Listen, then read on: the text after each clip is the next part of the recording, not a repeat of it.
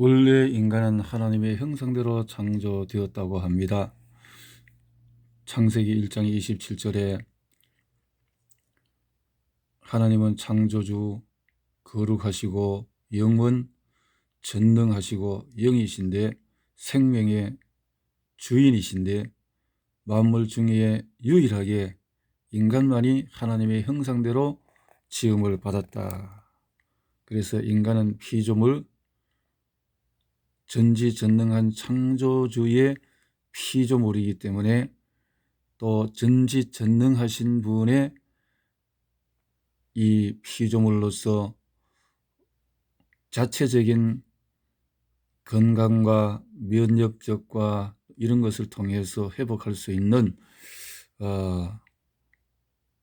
아주 아름다운 존재의 영적인 동물이 인간이다 이 말인데, 하나님이 자기 형상 곧 하나님의 형상대로 사람을 창조하시되 남자와 여자를 창조하시고, 창세기 1장 27절 남자와 여자를 창조하시되 먼저 남자 아담을 그리고 갈빗뼈를 뽑아서 하와를 만드셨죠. 이렇게 되어진 인간은 흙에서 만들어졌는데 흙에 있는 다양한 영양소, 미네랄들이 인간의 몸과 같다라고 한다면 인간은 흙에서 나온 영양식물을 통해서 같이 순환 대사를 통해서 건강을 유지할 수 있겠다 하는 것을 생각을 하면서, 자, 하나님의 모든 축복을 부여받은 인간은 창세기 1장 27절 28절에 세상에서 생육하고 번성하고 충만하게 되는 축복과 온 지구를 정복하고 다스리는 권세를 위임을 받았다. 그 인간은 이 세상 모든 동물 식물들을 지배하고 다스리는 권세를 하나님을 대신하여 통치할 수 있는 이 위치에 있게 되어졌다. 지구를 다스려라 하는 건데, 이 아름답게 하나님의 신성이 거룩하시고 영원하시고 전능하신 분이시기 때문에 그 신성을 인간에게 주셔서 인간이 이것을 통치하게 하셨다 하는 거죠. 그리고 인간은 번성하고 충만하는 그 축복을 누리도록 하셨는데, 하나님이 그들에게 복을 주시며 그들에게 이르시되 생육하고 번성하여 땅에 충만하라, 땅을 정복하라, 바다의 고기와 공중의 새와 땅에 움직이는 모든 생물을 다스리라 하시니라. 이렇게 인간이 축복을 받은 존재이다. 창조의 원리가 어떠했느냐? 하나님의 계획대로 창조된 만물에 각각의 원리가 있듯이 보이지 않는 이 세상에 원리가 있다. 그 원리란 것은 새들은 공중을 통해서 날아다니는, 새가 물속에 들어가서는 살 수가 없죠. 공기를 통해서 날아다니면서 폐호흡을 통해서 이렇게 살게 해 주셨고, 그리고 각종 날아다니면서 열매를 먹으며 생장하고, 나무는 땅에 뿌리를 내려서 땅 속에 있는 그 흙의 영양소를 뽑아내어서 자라고 성장하고 과일을 맺고, 혹은 또 잎을 통해서 또 동물들이 1차적으로 먼저 그 나무의 또 영양소를 먹기도 하고, 이렇게 하는 것을 원리로 두셨다. 물고기는 물속에서 살아야 행복하고 자기의 위치가 있듯이 인간은 어떤 존재냐? 인간은 동물과 같이 그냥 땅에서 막 살아가는 존재냐? 그 존재가 하나님의 형상대로 지음을 받은 인간은 함부로 어느 누군가가 이 형상을 참 훼손하는 일을 해서는 안 되는 거죠. 인간은 하나님과 교제하면서 하나님의 인도를 받고 사는 것이 행복하다. 부모의 품을 떠난 아이에게 참 평안이 있을 수가 없듯이 하나님을 떠난 인간에게는 참 평안과 안식이 없는 것이 당연한데, 이 지구상에 하나님을 모르고 신적인 존재를, 신성을 모르는 인간들이 어떻게 살아가는가 하는 것을 생각해 보면 뭔가 하나님의 창조의 이 원리를 떠나버렸지 않느냐. 사랑하는 자들아, 우리가 서로 사랑하자. 사랑은 하나님께 속한 것이니 사랑하는 자마다 하나님께로 나서 하나님을 알고, 사랑하지 아니하는 자는 하나님을 알지 못하나니 이는 하나님은 사랑이심이라. 요한 1서 4장 7절에서 8절의 말씀입니다.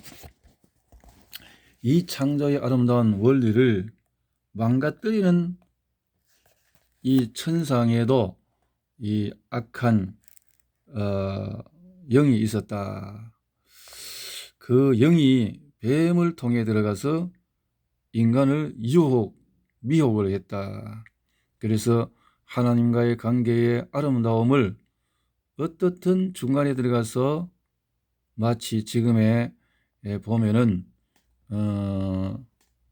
거짓으로 이간질하는 영이 들어가서 서로 이쪽에 가서 저 사람을 험담하고 저쪽에 가서는 이쪽을 험담하고, 그렇게 해서 서로 원수가 되게 만들고, 이렇게 하는 이간질하는 사람이 있는 반면에 서로 좋은 장점을 이야기해서 연합하게 하는 이런 성품들이 있는 것을 볼 때, 하나님의 신성은 아름답게 사랑으로, 내가 사랑이다, 너희도 서로 사랑하라, 이런 원리인데, 이 이간질하는 영이 불협화음과 싸움과 다툼을 만들게 하는 영이 뱀을 통해서 외형적인 교만을, 이 먼저 연약한 감수성이 예민한 여자에게 접촉을 해서 거짓말을 했는데, 하나님이 동산에 있는 중앙의 그 과일만은 먹지 말고 다른 것은 다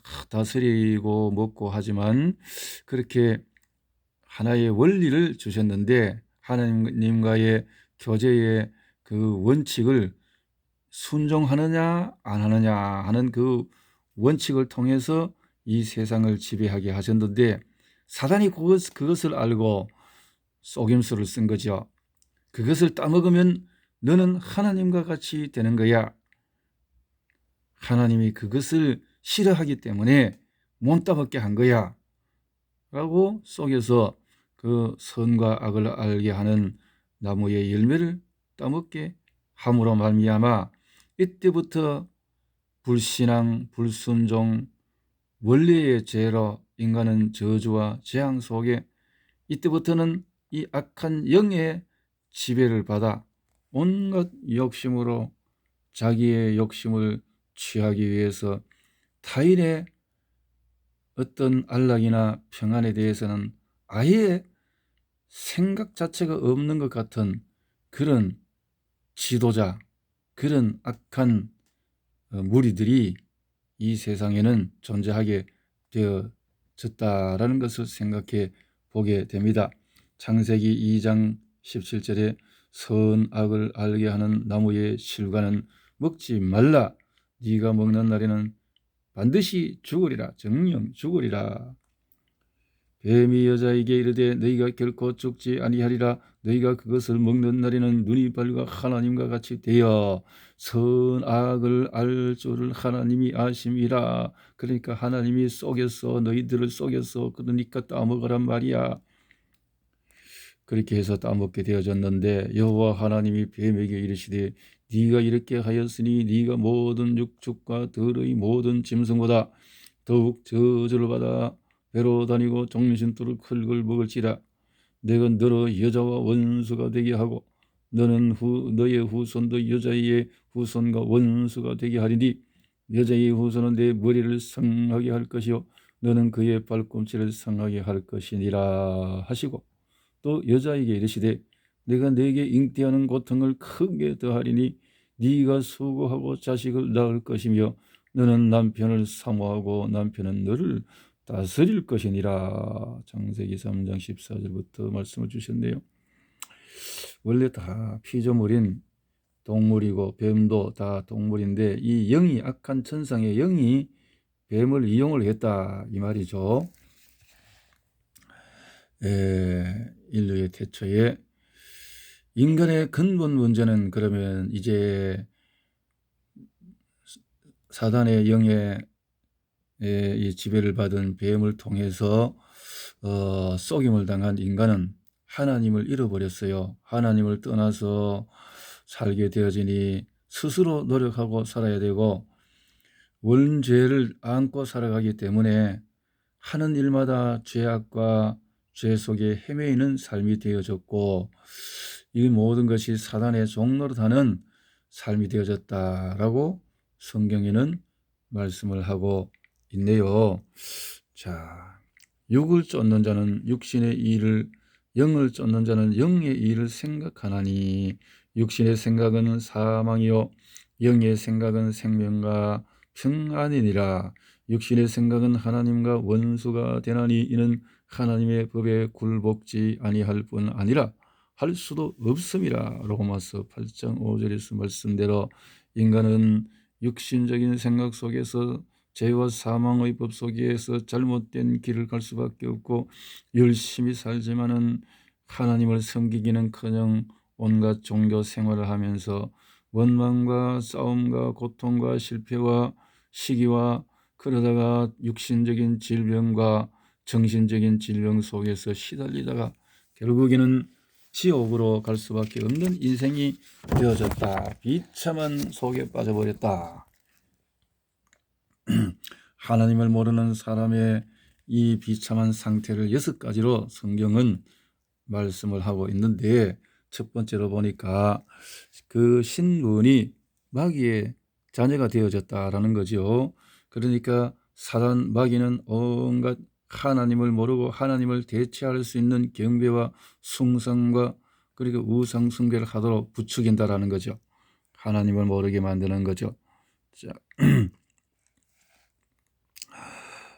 그래서 소속은 사단에게 잡혀서 이 사단은 끊임없이 너희들이 행복하자면 어떻게 해야 되는 거야?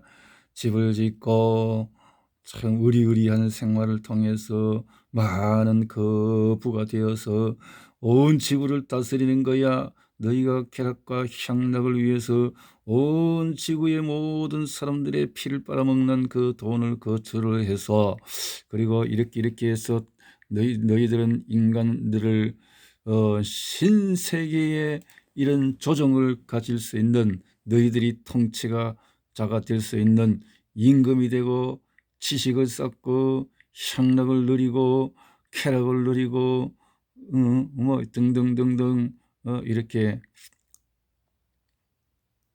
되어지는 인생이 되어졌다.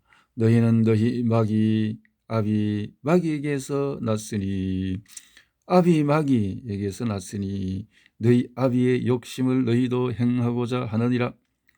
저는 처음부터 살인한 자요 진리가 그 속에 없으므로 진리에 서지 못하고 거짓을 말할 때마다 지 것으로 말하나니 이는 저가 거짓말장이요 거짓의 아비가 되었음이니라. 요한복음 8장 44절 말씀. 도적이 오는 것은 도적질하고 죽이고 멸망시키려는 것뿐이요 내가 온 것은 양으로 생명을 얻게 하고 더 풍성히 얻게 하려는 것이라. 인간은 사단의 종노릇 하면서 열심히 살지만 결국은 때가 되면은 인간은 너무너무 힘들어 온갖 자기의 신설을 알아보려고 점도 치고 뭐 이렇게 사주팔자 운명 속에서 빠져있는 인생이 되어져 있다라는 거죠. 그래서 굿도 하고 뭐 이렇게 부적을 붙이면은 뭐 평안할까, 가정이 애군이 지나갈까, 어디 저 선앙당에 가서 어떻게 고목나무에게 절을 하면 될 것인가, 또 돼지머리 갖다 놓고 절을 하면은 그 어떤 용왕님이 지켜주실 건가 하는 어떤 이 생각 속에 인간은 종교에 빠져 있지만 그럴수록 인간은 불안하고 두렵고 신경질적이고 악몽이 꾸이며 가문의 내력은 계속 흘러가는 악한 악몽과 이런 잘못된 흐름 속에서 정신병과 환청이 들리고 가정의 불화와 허무에 사로잡혀 안식 없어 고통 속에 빠져 있다. 그래서 마태복음 성경 11장 28절에 수고하고 무거운 짐진 자들아, 수고하고 무거운 짐을 진 인생들의 허덕이는 모습이다 라고 하는 거죠. 진노의 자녀이기 때문에 불안하고 공포와 허무와 노이로제에 시달리고 배경도 좋고 지식도 많고 돈은 많은데 망할 수밖에 없고 또 아이의 진노의 속에서 하는 일마다 계속 시달리고 망할 수밖에 없는 저주의 삶을 살 수밖에 없고 꿈속에서 악몽 속에서 스트레스를 받으니까 그냥 고함을 지르고 신경질을 지르고 상대방에 대해서는 배려가 없고 상대방이 무슨 말하거나 안 하거나 내 스트레스 풀기 바쁘고 아빠라고 하는 사람이 아이들에게 또 아내에게 그냥 깡소리를 하고 또 계속 자기 정신도 바르지 않으면서 다른 사람을 가르친다라고 그냥 깡소리로 그냥 고함을 지르고 그러니까 온 집안이 정신적인 문제 속에 사로잡힐 수밖에 없다. 그렇게 되면 당연히 신경이 눌리고 정상적인 생활이 안 되고 정상적인 영양 생활이 되겠어요. 신경적인 안정이 되겠어요. 스트레스와 노이로제가 빠져 있으니 육신적으로는 당연히 질병 속에 허덕일 수밖에 없고 그러다 보니 불치의 병이 순환 대사가 안 되니까 암이 일어나고 사고도 잘 생기고 그렇지만 쓰러지고 사고가 나고 다치고 약물 중독도 일어나고 불면증에다가 노이로제에 귀신놀이에 현대의학으로 치료도 못하는 불치의 병으로 원인 모를 병 우한 질고에 시달리다가 죽어가는 인생이 되어져 버렸다. 라고 사도행전 8장에 이렇게 좋은 예시를 말해 주고 있네요. 많은 사람에게 붙었던 더러운 귀신이라 그러니 끊임없이 병원을 찾아 병원 생활을 하고 약을 타서 먹고 하지만은 약의 부작용에 찌달릴 뿐만 아니라 정신적으로도 안정이 없으니 인생은 그냥 망가지다가 결국은 육신은 흙으로 영혼은 하나님 앞에 심판대에 서게 되는데 인생은 그냥 잘못된 판단 생각 없이 살다가 결국은 죽으면은 영원한 형벌 속에 빠질 수밖에 없다. 한 번 죽는 것은 정해진 것이요 그 후에는 심판이 있으리니. 히브리서 9장 27절 말씀이네요. 그러나 두려워하는 자들과 믿지 아니하는 자들과 흉악한 자들과 살인자들과 행음자들과 술객들과 우상 숭배자들과 모든 거짓말하는 자들은 불과 유황으로 타는 못에 참여하리니 이것이 둘째 사망이라. 계시록 21장 말씀인데 이게 일목요연하게 아주 한 가지로 흘러가고 있는 거죠. 자기 주변에 있는 사람들이 그냥 점치고 우상 사주팔자하는 사람으로 그냥 꽉 차 있고 두렵고 그냥 흉악하고 살인자, 주변에 사람들이 왜 자꾸 죽어나가는지, 또 음란한 것이 얼마나 그 악독한 음란, 소아성애자들이 득실한 그 어떤 돈을 갖고 권세를 갖고 야망을 하다가 비참하게 참 망가뜨려지는 이런 사람들을 온갖 거짓말로 유혹과 미혹하는 사람들로 이렇게 살다가 영원한 형벌 속에 갇히는 것이 인생이다. 불쌍한 인생이다 라는 거죠. 이렇게 되면 자녀들은 어떻게 되겠는가? 그 후손들은 어떻게 되겠는가? 같이 망하는 거죠.